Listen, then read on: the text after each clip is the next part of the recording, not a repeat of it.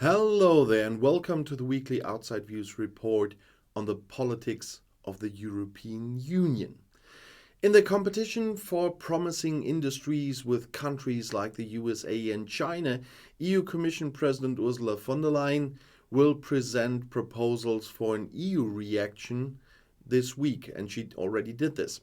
Since the government in Washington, for example, decided on enormous economic aid, there has been a fear in the EU that companies could set up new locations in other regions of the world or relocate jobs there if they are not also supported here with taxpayers' money. At the same time, the EU Commission wanted to strengthen climate-friendly energy products in Europe with this initiative. Specifically, the requirements for state aid in the EU are to be further relaxed in the future, as can be seen from the draft that was already available to the German press agency. Accordingly, they should be granted for more technologies, be higher than before, and be granted over a longer period of time. The EU Commissioner Margrethe Vestager, who is responsible for competition, also presented further details on Wednesday.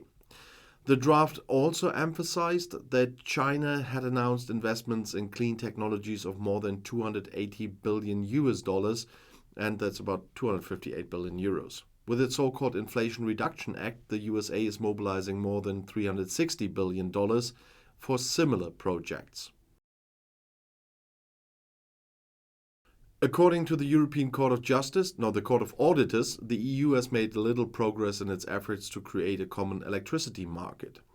Despite some significant achievements over the past decade, progress in integrating electricity markets has been slow. That is according to a report released on Tuesday by the EU's top auditors. The completion of the common market was even hindered by the regulatory instruments chosen by the EU Commission. This has led to a complex legal structure of cross-border trading rules and delays in implementation.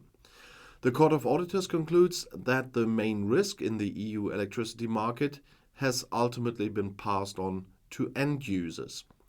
Since 1996, the EU has been trying to network the various electricity markets in the member states. This should ensure low prices and a secure supply, as well as promote ecological change. This was originally supposed to be completed in 2014. Instead, the current energy crisis has shown that wholesale prices between EU countries differ significantly, as the auditors wrote. In addition, retail prices continue to depend heavily on national tax rates and network charges instead of being determined by competition. According to the Court of Auditors, one of the reasons for the lack of progress in the examined period from 2015 to 2021 is an inadequate monitoring of the applicable requirements by the EU Energy Agency ACER, mainly because the agency did not have enough data, suffered from a lack of staff, and coordinated badly with the European Commission. The approach to regulation chosen by the EU Commission also considerably and unnecessarily increased the administrative burden, the resource requirements, and the costs for ACER and the national regulatory authorities, as well as for the network and market operators.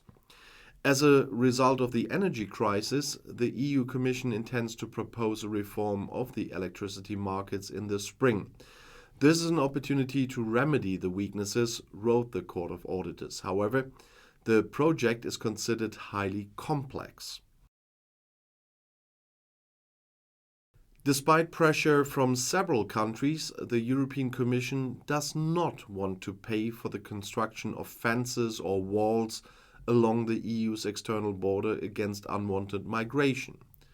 We have a long-standing principle of not financing walls and barbed wire, and I don't think that should be changed, said EU Interior Commissioner Ylva Johansson on Tuesday in an interview with the German press agency and other media in the European newsroom. I don't see that we would change our position, she said.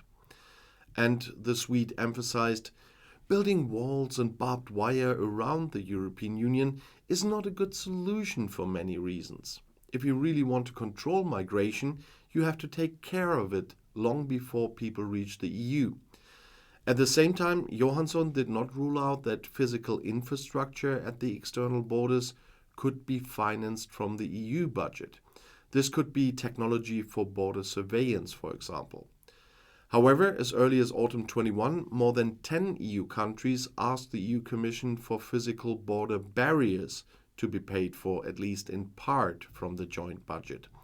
The Brussels authorities rejected this at the time. And most recently, Austria's Chancellor Karl Nehammer demanded 2 billion euros from the Commission for the expansion of the border fence between Bulgaria and Turkey. This topic should also play a role at the special EU summit next week in Brussels. Banks in the European Union will again have to face a comprehensive stress test by the supervisors this year. The European banking regulator is asking 70 institutions to calculate over the next few months whether their capital buffers would be sufficient, even in the event of a severe crisis. These money houses represent about 75% of the banking market in the EU.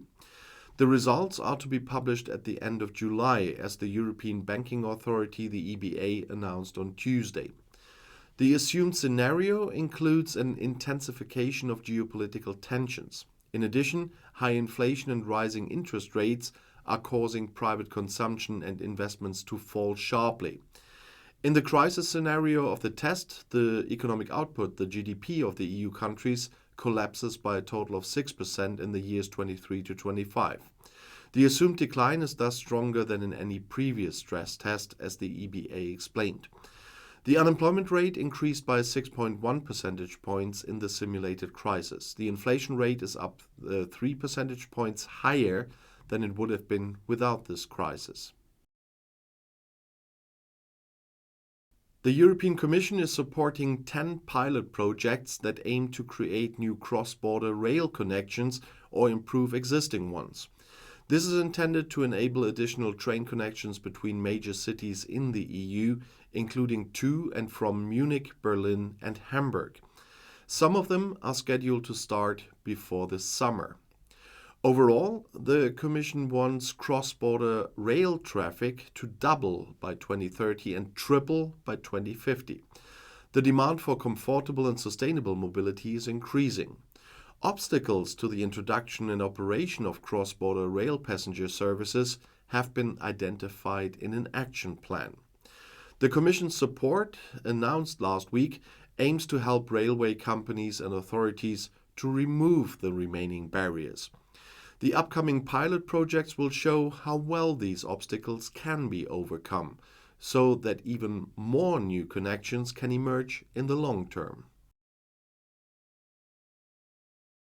The European Commission and the national consumer protection authorities of 23 member states, and also Norway and Iceland, have checked retailers' websites and found manipulative practices in this sweep.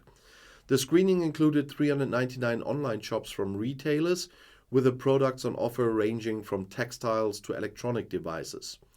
Examples of at least one of 3 manipulative practices were found on 148 websites. These can lead consumers to make decisions that may not be in their interests. In English, there is the term dark patterns for this, specifically in 3 cases where they found it. The first is incorrect countdown timers. The second is website designed to pressure consumers to make purchases or to subscribe or make any other choices. And the third is hidden information. The national authorities will now contact the traders concerned to have them change their websites. If necessary, the authorities take further measures according to national procedures. And this concludes this week's report on the politics of the European Union. Tomorrow you will see the report on American politics. I'll see you in my next video. I'll be back.